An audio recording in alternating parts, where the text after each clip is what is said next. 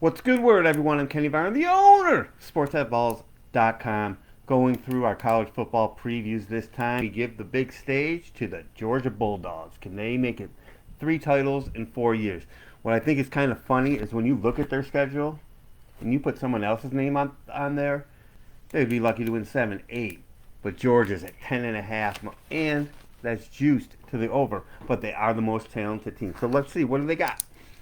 With teams like Georgia, we don't worry about returning talent. They know they have NFL talent throughout.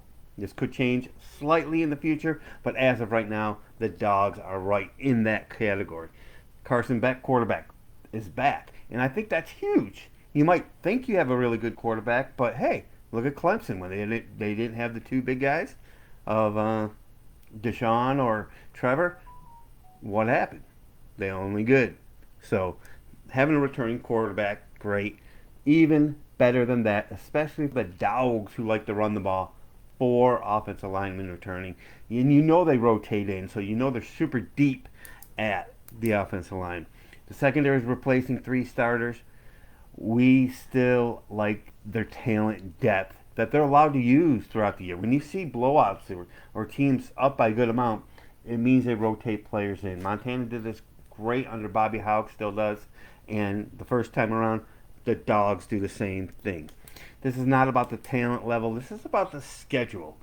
2 losses for the Dogs to get them into the playoffs, I would think. But, you know, this is our first time with a 12-team playoff. So they start with Clemson on neutral in Atlanta. That's going to be a 50-50 split. Now, as the game gets closer, we'll see if it's a 70-30 split, even though it's in the Mercedes Dome in hot Atlanta. You're going to get Clemson's best shot. Georgia's talent is, is Klubnik going to step up in this type of atmosphere? And that's another thing with Georgia. Even though they might have a close game here or there, to take them out, you really have to finish them. And not a lot of teams can do that. Clemson, with a coaching staff, if they're in it at the end, maybe, but not sure they're going to be in it. Touchdown favorite. Tennessee Tech. Won't be a problem. At Kentucky, it's like that's one of those little tricky ones, but in the end, Kentucky cannot beat Georgia, I don't believe. Even in Kentucky, with the home field, a halfway decent team, they're just going to mow them down. Then they have an off week, so 2 weeks to prepare for Bama. Now, let's not get it twisted, Bama also has 2 weeks to prepare for Georgia. This is where we see where number 7 Bama is. But it's a road game at Bama. You know you're going to get their best shot. I think Bama's a little bit down from a number 7 ranking, but the jury's obviously out. They have enough talent, but 40 people off of the roster from last year, whether it's portal or the NFL, you got to like the Dogs there. They come home for Auburn and Mississippi State. They'll be big favorites over 2 unranked teams. At Texas, there's your big one. At Texas, number 3 Texas. Let's see what they got. This is a team that took out Alabama. Alabama from the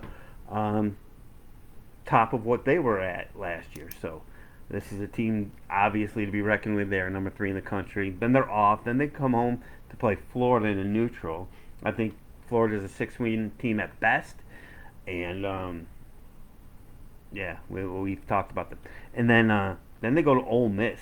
Now you're not going to have a look ahead, or even you could argue like anyone but Florida would be a sandwich game because you got at Texas off, then you got Florida, and then you're at Mississippi. But they're not going to overlook Florida, and then Ole Miss comes, or Georgia goes to Ole Miss. So Georgia goes to Alabama, Ole Miss, and Texas.